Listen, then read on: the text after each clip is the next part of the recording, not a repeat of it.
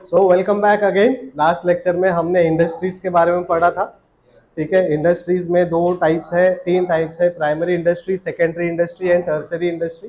Primary is related to land and soil, right. Land and soil से related है, जहाँ पे एग्रीकल्चर और एक्सट्रैक्शन का काम होता है। उसको आगे प्रोसेस करने के लिए हम सेकेंडरी मार्केट में वो चीज़ बेचते हैं, प्रोडक्शन होता है, वहाँ पे प्रोसेसिंग होता है। ठीक है, वो प्रोसेसिंग को उसके बाद हम लोग टर्सरी सेक्टर का इस्तेमाल करते हैं, यानी थर्ड जो पोर्शन ऑफ इंडस्ट्री है उसको इस्तेमाल करते हैं, दैट इज स्पेशली सर्विस, जहाँ पे ट्रांसपोर्टेशन वगैरह होता है, right. Then today we will understand what is commerce. Simply commerce is nothing but a part of activity which is concerned with distribution of goods। Underline करो distribution of goods को। Now जब भी आपको किसी ने पूछा व्हाट इज इंडस्ट्री, तो industry का प्रॉपर मीनिंग हमें पता है, वो बताना है। सेकेंडली व्हाट इज कॉमर्स अगर आएगा तो कॉमर्स का सिंपली मीनिंग है distribution of goods and services. ठीक है, now there will be one more term that is trade. Trade means simply buying and selling activity. तो ट्रेड के लिए पूरा सेकंड चैप्टर है अपने पास, और इन शॉर्ट इसमें थोड़ा समरी दिया है कि ट्रेड क्या होता है, वो आगे धीरे धीरे पढ़े। ठीक है, सो कॉमर्स में हम लोग को क्या बोला है, is that part of business activity which is concerned with distribution of goods and services produced by industry. कौन प्रोड्यूस कर रहा है? इंडस्ट्री। ठीक है, it includes all those activities which are essential for maintaining a free and uninterrupted flow of goods and services। जब भी हम लोग कॉमर्स के बारे में बात करते हैं तो हमें अपने गुड्स को, अपने सर्विसेज को सप्लाई करना है। जैसे कि इन्फ्लुएंसर्स है इंस्टाग्राम में, वो क्या करते हैं, हर हफ्ते एक एटलीस्ट वीडियो अपलोड करते हैं। क्यों? क्योंकि उनके कस्टमर बैठे हैं ना एंटरटेनमेंट के लिए, कुछ लोगों ने उनको फॉलो किया हुआ है, तो वो कस्टमर्स को उनके जो नीड है वो अलग अलग इन्फ्लुएंसर के ऊपर डिपेंड करता है। कोई टेक्नोलॉजी के हिसाब से किसी इन्फ्लुएंसर को फॉलो किया है तो दैट पर्सन विल वेट कि आज टेक्नोलॉजी में नया क्या अपडेट आया है। ठीक है, कोई स्पिरिचुअल है तो वो स्पिरिचुअल गुरु को फॉलो करेगा, तो स्पिरिचुअल गुरु ने आज हमारे क्या बोला है, again that is a service. तो हम उनके हर एक नए नए कंटेंट का वेट करते हैं। So basically what they are doing commerce. ठीक है, और ये कॉमर्स करने से हम लोग क्या करते हैं, कॉमर्स में हम लोग basically commerce bridges the gap between producer and consumer by exchange of goods and services. तो कॉमर्स में हम क्या करते हैं, एक्चुअली हम लोग जो गैप है उसको फिल अप करते हैं। कौन सा गैप है, किन किन लोगों के बीच में गैप है, एक तो कंज्यूमर और दूसरा इंडस्ट्री। इंडस्ट्री प्रोडक्ट मैन्युफैक्चर करता है, उसको हम लोग कंज्यूमर तक पहुंचाते हैं, हम लोग डिस्ट्रीब्यूट करते हैं कंज्यूमर को। ठीक है, समझा। सो बेसिकली कॉमर्स में क्या होता है, हम गैप फिलिंग का काम करते हैं, जो गैप है उसको फिल अप करते हैं। और कॉमर्स में डिस्ट्रीब्यूशन में बहुत सारे चीजें आते हैं, ट्रांसपोर्टेशन आता है, उसके अलग अलग सर्विसेज आते हैं, जो आगे डिटेल में पता चलेगा। स्पिरिचुअल मतलब जो भगवान से रिलेटेड होता है ना, उसको स्पिरिचुअल बोलते हैं। फॉर एग्जाम्पल मैं बहुत स्पिरिचुअल हूँ, मतलब मैं भगवान से रिलेटेड या फिर जो आस्था से रिलेटेड चीज़ें हैं उसको मैं ज़्यादा मानता हूँ, उसमें ज़्यादा इन्वॉल्व। ठीक है, then the next concept after commerce is trade. Trade is simply nothing but buying and selling activity. कौन सा एक्टिविटी है वो, क्या बाई करते हैं, क्या सेल करते हैं, बाइंग करते हैं गुड्स एंड सर्विसेज। ठीक है, उसके बाद यहाँ पे हम लोग exchange of goods and services with money और मनीज वर्थ। जब बार्टर सिस्टम था तब हम लोग एक्सचेंज करते थे गुड्स और गुड्स। ठीक है, मैंने एक फोन किसी को दिया तो दूसरे ने उसके बदले में मुझे कुछ और दिया। ठीक है, बार्टर में अगर किसी ने 1 किलो चावल दिया, कोई धान्य दिया, तो उसके बदले में कोई और धान्य हमको मिलता था, दैट इज बार्टर। लेकिन जब कॉमन करेंसीज हमने लेकर आए, हमने कलेक्टिवली सबने एग्री किया कि इस डॉलर को, इस मुद्रा को हम करेंसी मानते हैं, तभी से ट्रेड चालू हो गया। क्या चालू हुआ? ट्रेड चालू हो गया। ठीक है। अब ट्रेड का मतलब क्या है? Buying and selling of goods and services. Clear है इधर तक? अब ये जो ट्रेड होता है वो फर्दर क्लासिफाई किया गया है दो हिस्सों में। उसका सबसे पहला पोर्शन है दैट इज होम ट्रेड और इंटरनल ट्रेड। अब होम ट्रेड में क्या होता है कि अगर हम अपने ही कंट्री के अंदर बाइंग एंड सेलिंग करते हैं, किसके अंदर? कंट्री के अंदर, that is home trade. Foreign trade में क्या होता है कि हम अपने कंट्री के बाहर जाते हैं और अपना गुड्स एंड सर्विसेज सेल करते हैं, या फिर वहां से गुड्स एंड सर्विसेज परचेज करके लेकर आते हैं। ठीक है, समझा? इतना क्लियर है? अब होम ट्रेड में भी दो टाइप है हमारे पास, एक है होलसेल ट्रेड और दूसरा है रिटेल ट्रेड। होलसेल ट्रेड क्या करता है? वो बल्क में इंडस्ट्रीज से, कंपनी से प्रोडक्ट्स परचेज करते हैं, बराबर, और वो रिटेलर्स को उनके उनके हिसाब से, उनके उनके रिक्वायरमेंट के हिसाब से सेल आउट करते हैं। ठीक है। अब रिटेलर क्या करते हैं? होलसेलर से परचेज करते हैं कम भाव में। अब होलसेलर को कम भाव में क्यों मिलता है? बोलो मैडम। क्योंकि वो सीधा कंपनी से खरीदता है, और जब कोई चीज कंपनी से आती है और होलसेलर एकदम बल्क में परचेज करता है तो उसको डिस्काउंट भी बल्क में मिलता है, बराबर। अगर हमें भी कोई अच्छा प्रोडक्ट परचेज करना है, फॉर एग्जांपल अभी बारिश का सीजन चल रहा है, मुझे आप सबको अम्ब्रेला गिफ्ट करना है फॉर एग्जांपल, मैं जाऊंगा कहीं तो होलसेलर के पास। हाँ, एग्जांपल है, सही में सोचना नहीं। टी शर्ट, चलो टी शर्ट के लिए सोचते हैं तो टी शर्ट का एग्जांपल लेते हैं। अगर हमको टी शर्ट्स लेना है तो हमें होलसेलर के पास जाना पड़ेगा, लेकिन हमारे पास कितने लोग हैं? लिमिटेड है। तो हमें होलसेलर क्या बोलेगा? एक सर्टेन क्वांटिटी परचेज करो, वो 50 हो सकता है, 100 हो सकता है। ठीक है, तब जाके आपको डिस्काउंट मिलेगा सर, नहीं तो जो मार्केट रेट है उसमें से थोड़ा कम भाव में मिलेगा। सो ज्यादा डिस्काउंट चाहिए तो हमें ज्यादा क्वांटिटी परचेज करना है, राइट। तो वो ट्रेडर क्या करेगा? होलसेलर से परचेज करके लाएगा और फिर कस्टमर्स को बेचेगा। तो सिंपली हम लोग का जो 50 रुपए का टी शर्ट है वो मार्केट में हमारे पास आने तक 150-200 हो जाता है, बिकॉज बीच में होलसेलर है, बीच में ट्रेडर है। क्लियर? क्लियर? Home trade. चलो, बल्क मीन्स ज्यादा quantity, use use. It is now foreign trade और एक्सटर्नल ट्रेड। फॉरेन ट्रेड का मतलब कोई भी ट्रेडिंग एक्टिविटी दो कंट्रीज के बीच में अगर होती है तो उसको फॉरेन ट्रेड बोलते हैं। याद रखना, दो कंट्रीज इन्वॉल्व होते हैं। कभी कभी ऐसा भी क्वेश्चन आता है बच्चों से कि सर समझो मैं इंडिया में हूँ, ठीक है, लेकिन मेरा बाइंग भी अमेरिका में हुआ है, सेलिंग भी अमेरिका में हुआ है, तो वो फॉरेन ट्रेड होगा क्या? तो वो फॉरेन ट्रेड नहीं होगा, क्योंकि वो प्रोडक्ट बना अमेरिका में है, सेल अमेरिका का हुआ है, भले ही कंपनी इंडिया की क्यों ना हो। समझे? तो वो उस कंट्री के लिए इंटरनल ट्रेड या फिर होम ट्रेड होगा। समझ में आया बात को? तो जब भी अगर फॉरेन ट्रेड हमको मानना है तो दो कंट्रीज का इन्वॉल्वमेंट होना बहुत जरूरी है। उसमें चाहे कोई भी दो कंट्रीज हो, इंडिया और पाकिस्तान, इंडिया और चाइना, इंडिया और जापान, इंडिया और श्रीलंका, इंडिया और यूएसए, चाहे वो जापान और यूएसए हो, कोई भी हो, दो लोग इन्वॉल्व है। ठीक है। अब इस फॉरेन ट्रेड में भी तीन टाइप्स और डिवाइड किए गए हैं। Number 1 is import trade. ठीक है।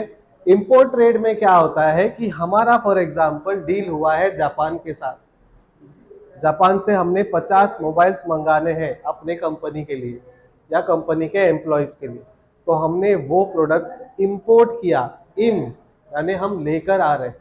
ठीक है। एक्सपोर्ट करना मतलब अपने कंट्री से कोई प्रोडक्ट जा रहा है। तो जब हम किसी भी बाइंग एक्टिविटी को करते हैं तब हम इंपोर्ट करते हैं, बेसिकली हम गुड्स मंगा रहे हैं, दैट इज इंपोर्ट, राइट। कई बार आप लोग मार्केट में जाते हैं ना, कपड़े के शॉप्स में या स्ट्रीट्स में, एक्सपोर्ट होता है, सिंपल। परचेस करना इंपोर्ट हो गया। ऐसे लॉजिक मत लगाओ, सिंपल लॉजिक ये लगाओ कि किसी और कंट्री से हमने गुड्स या सर्विसेज लेकर आए तो वो इंपोर्ट है। ठीक है। अगर हम गुड्स एंड सर्विसेज किसी और को दे रहे तो वो क्या हो गया, एक्सपोर्ट हो गया। ठीक है, अब इसमें तीसरा प्रकार आता है हमारे जैसा लोग, जिसको मेहनत नहीं करना है, वो है थर्ड टाइप, एंटरप्रोट। ठीक है, एंटरप्रोट में क्या होता है, फॉर एग्जांपल शशांक इंडिया में काम करते हैं। ठीक है, उनको ना बस बिजनेस चालू करना था, उन्होंने चालू किया। उनका दोस्त है मयांक, जापान में बैठा है, वो बोले अरे यहाँ पे जर्सी बहुत अच्छा मिलता है, यहाँ पे जर्सी बहुत अच्छा मिलता है। तो शशांक बोले अरे वाह क्या भाव से चल रहा है, तो उन्होंने डॉलर्स में एक अमाउंट बताया, XYZ अमाउंट। फिर पीयूष सर बैठे दुबई में, तो उन्होंने शशांक साहब को फोन लगाया, अरे शशांक भाई इंडिया में कैसा चल रहा है काम पर ही, तो शशांक भाई तो इंडिया से, अरे मजे में एकदम मस्त चल रहा है। तो बोले अरे जर्सी चाहिए मेरे को, लेकिन एकदम अच्छा फुटबॉल क्लब का होना चाहिए, कस्टमाइज चाहिए।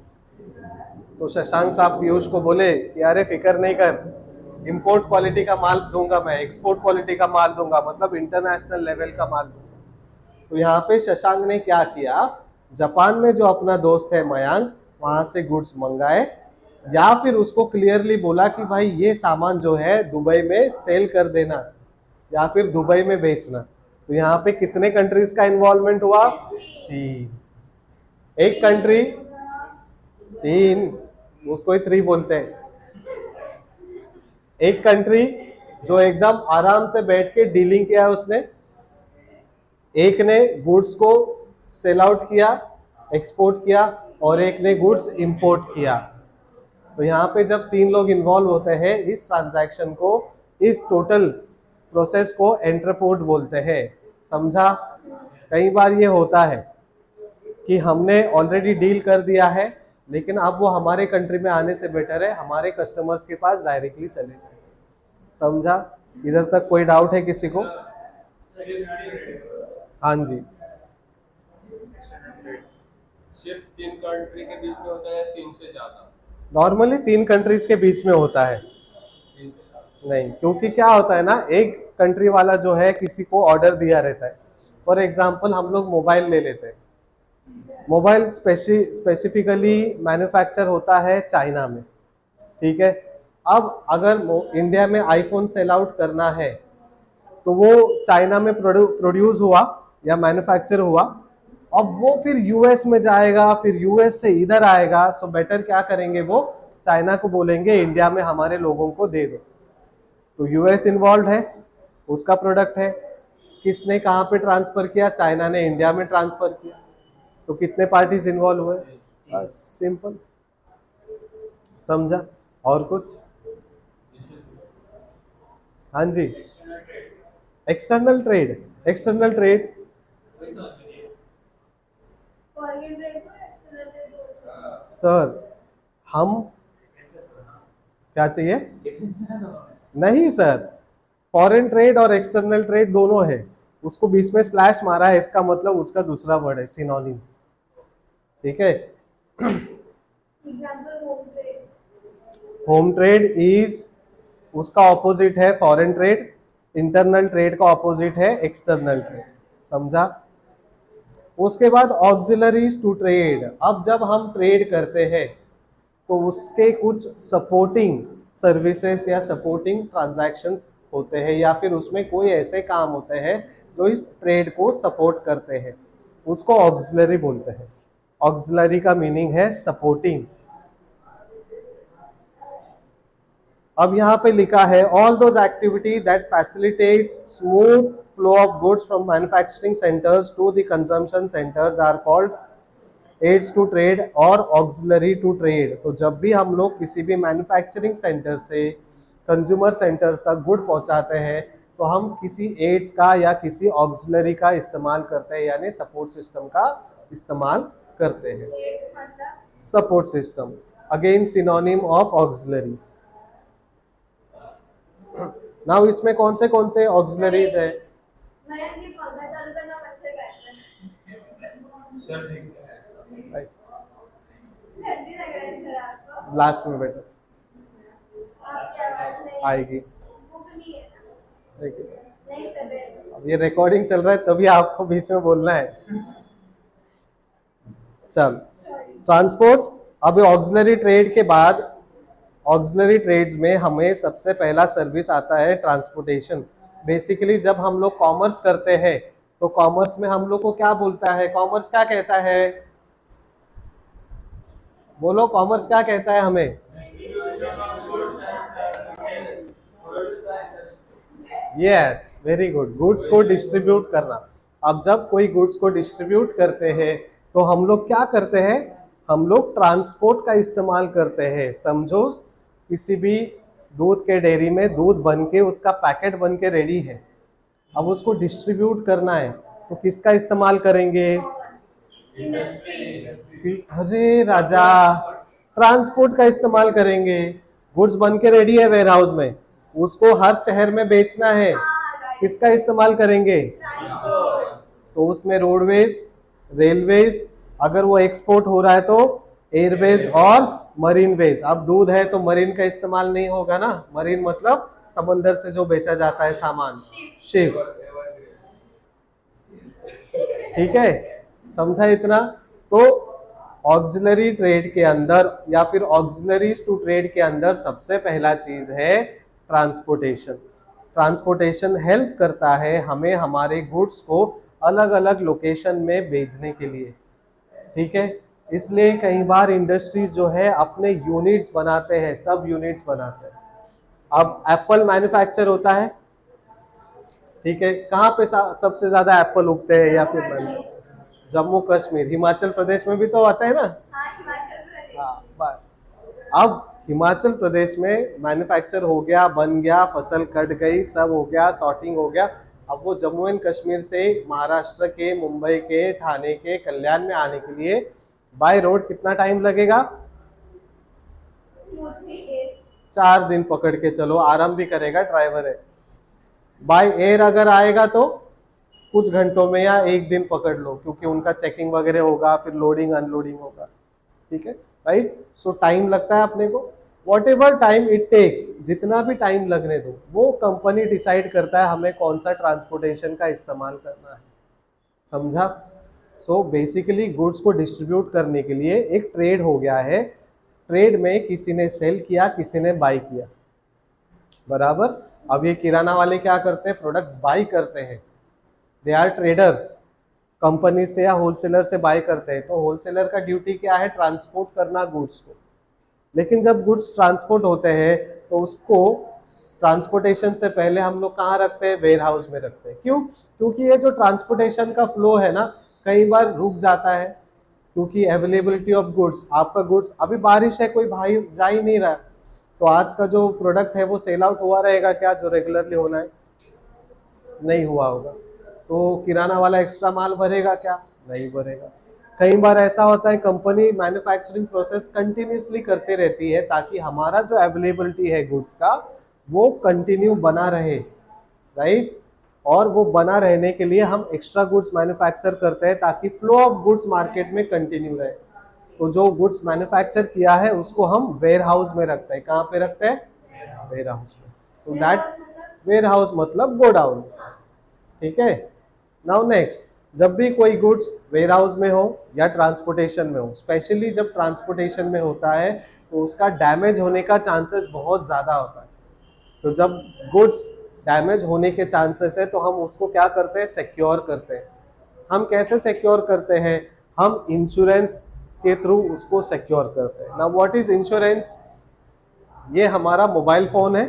जब हम शुरुआत में मोबाइल फ़ोन लेते हैं ना, तो कंपनी या जो सेल्स पर्सन है वो बोलेगा सर फ़ोन को डैमेज हो गया, स्क्रीन खराब हो गया, स्क्रैच आ गया, तो आपको कंपनी इसका रिटर्न सर्विस देती है और इसमें जो भी वारंटी गारंटी है ना वो आपको फ्री में मिलता है।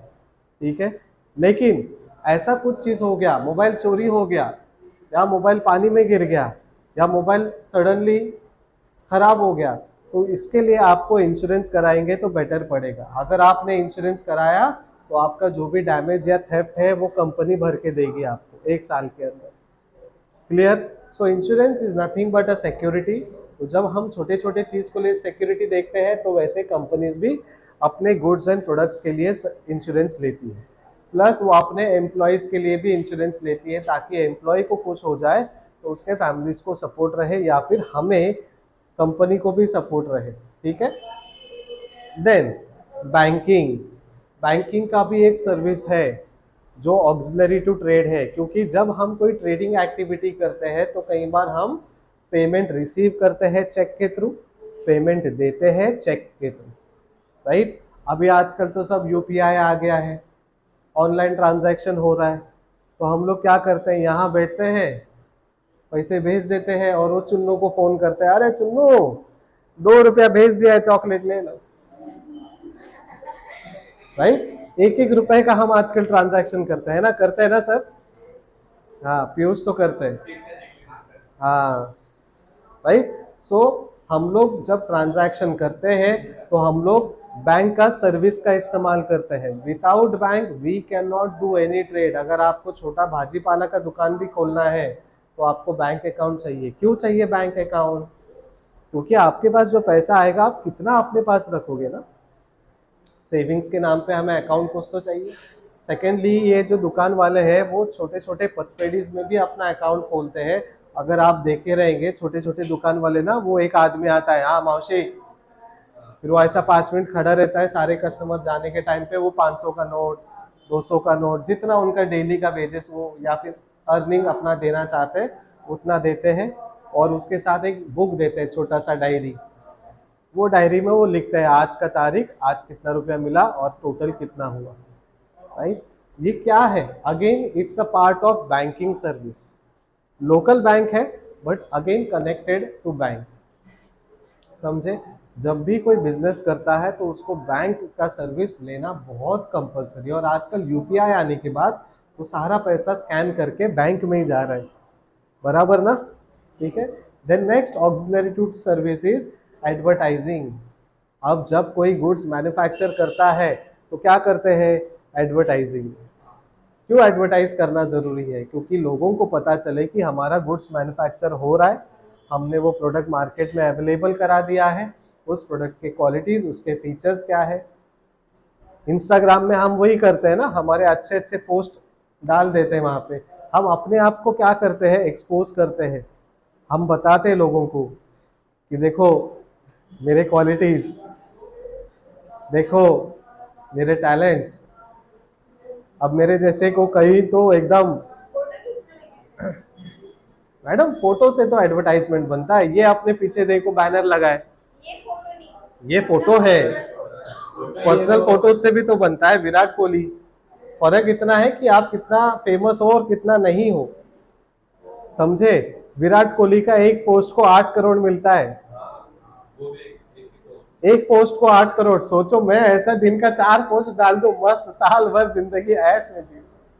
आपको पैसे मिलते हैं। हाँ जी, क्योंकि अब उससे क्या होता है, again here we are talking about marketing, ठीक है, एडवर्टाइजिंग। इंस्टाग्राम ने अगर ऐसे बड़े बड़े सेलिब्रिटीज को कॉन्ट्रैक्ट में लिया तो उनके जो फॉलोअर्स हैं, उनके जो फैंस हैं, वो इंस्टाग्राम में आते हैं उनके लेटेस्ट अपडेट्स देखने के लिए, बराबर।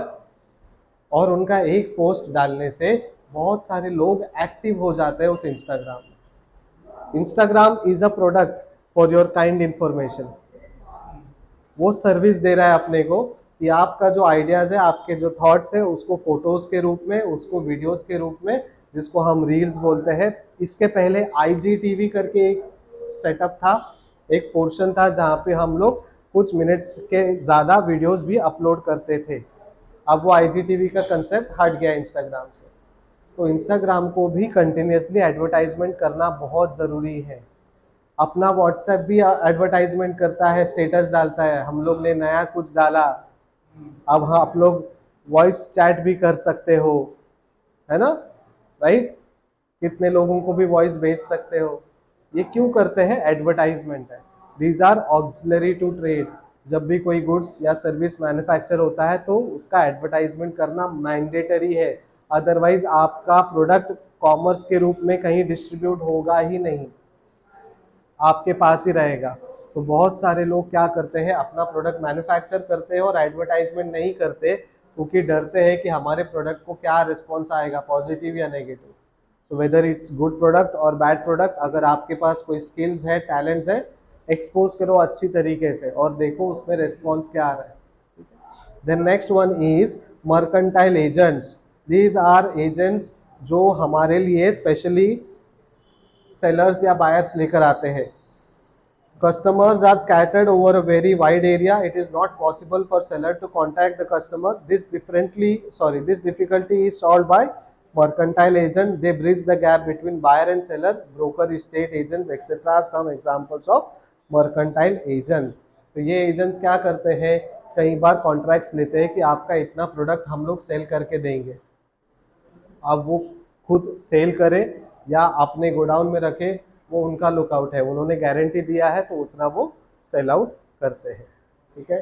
देन कम्युनिकेशन, जब भी कोई ट्रेड या बिजनेस होता है या कॉमर्स होता है, हमें communication is very much important. अब यहाँ पे लैंग्वेज अलग अलग हो सकते हैं, जैसे अपने उल्लासनगर में सिंधी बहुत प्यार से बात करते हैं लेकिन हिंदी में बात करते हैं, राइट।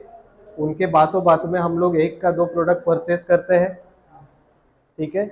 हम लोग जब स्विगी जोमेटोज में जाते हैं तो वो नीचे ऑफर्स देते हैं हम लोग को, that is non verbal communication, यानी रिटर्न कम्युनिकेशन। पॉपअप आते हैं कि ये ऑफर है, ये ऑफर है, वो कम्युनिकेट करना चाहते हैं हमसे। ठीक है। तो जितना अच्छा कम्युनिकेशन उतना ज़्यादा आपका बिजनेस होता है। स्पेशली सर्विस सेक्टर में communication is very much important. ठीक है। और प्रोडक्ट्स के लिए तो कम्युनिकेशन ना करो और प्रोडक्ट्स के क्वालिटीज बताओ, अगेन वो एक तरीके का कम्युनिकेशन है। सो कम्युनिकेशन चाहे वर्बल से हो या नॉन वर्बल तरीके से हो, कम्युनिकेशन होना is again auxiliary to trade. तो जब भी बाइंग एंड सेलिंग एक्टिविटी होता है तो उसमें ये सारे ऑक्सिलरी टू ट्रेड हमें कंपलसरी है, मैंडेटरी है, अगर आप बड़े लेवल में बिजनेस को रन करते हैं। तो एडवर्टाइजमेंट भी तो एक तरह का कम्युनिकेशन ही हुआ ना। हाँ जी, लेकिन वो कम्युनिकेशन जो है ना एक पर्टिकुलर ऑडियंस को जाता है। जैसे हम अप्रोच करते हैं लोगों को कि हमारा प्रोडक्ट आ गया है, ठीक है, इसको आप परचेज कर सकते हो, उसके क्वालिटीज बताते हैं, लेकिन ये जो अलग सा कम्युनिकेशन लिखा है ना, यहाँ पे हम कम्युनिकेट करते हैं अपने एम्प्लॉयज़ के साथ। ठीक है। अपने जो चैनल है, अपने जो एजेंट्स है, जो गुड सप्लाई करता है, कोई रॉ मटेरियल सप्लाई कर रहा है, ठीक है, तो एक्सटर्नल पार्टीज के साथ भी कम्युनिकेट करते हैं हम लोग, अपने शेयर होल्डर्स के साथ भी कम्युनिकेट करते हैं। So communication with all the parties वो आर कनेक्टेड विद अस। ठीक है। क्या होता है ना कि अगर हम बिजनेस रन कर रहे हैं, ठीक है, हम लोग ने अपने शेयर होल्डर्स को बताया ही नहीं कि हम नया क्या लॉन्च कर रहे हैं, शेयर होल्डर्स को कुछ आइडिया नहीं है। जैसे कि अभी आप घर जाओगे, आपके मम्मी ने बोला घर से कि जा बाहर जा, 1 घंटे के बाद आ, बस इतना ही कम्युनिकेट हुआ है आपसे, उसके बाद कुछ इन्फॉर्मेशन नहीं है अपने पास। तो हम लोग कंफ्यूज होते हैं ना कि क्या हो रहा है, क्या करना है। और एकदम मम्मी अगर थोड़े इमोशनली बोल दिए, डैडी एक कोने में एकदम सीरियसली बैठे हैं, तो हम लोग और थोड़ा टेंस हो जाते हैं, बिकॉज कम्युनिकेशन आधा हुआ है। लेकिन पूरा कम्युनिकेशन का सिनेरियो क्या है, वहाँ पे मम्मी ने कांदा काटते काटते हम घर में एंट्री मारे, उनके आंख में से आंसू आ रहे, मतलब कांदा काटते हुए पानी आ रहा है, और वो बोले जा बाहर जा 1 घंटा। क्यों? अभी मैं ऐसा कुछ बना रही हूँ जिसकी वजह से तेरे को भी तकलीफ होगा। और पिताजी क्यों बाजू में एकदम अलग से बैठे हैं, क्योंकि पड़ी है उनको जो सब्जी बोला था वो लाए नहीं, मजबूत पड़ी है उनको, वो अभी क्या बोलेंगे हम लोग को ना, इसलिए वो चुपचाप बैठे हैं। लेकिन हमारा कम्युनिकेशन हाफ होने के कारण यस हमने कुछ एज्यूम कर लिया कि यहाँ पे सिचुएशन गर्म है। सिचुएशन गर्म है बट इतना इंटेंस नहीं है जिसमें आपको चिंता करने की जरूरत है। ठीक है। कोई डाउट, कोई सवाल, कोई question? Done. So understood the industry and understood the commerce. Very good, thank you so much. See you again in the next class.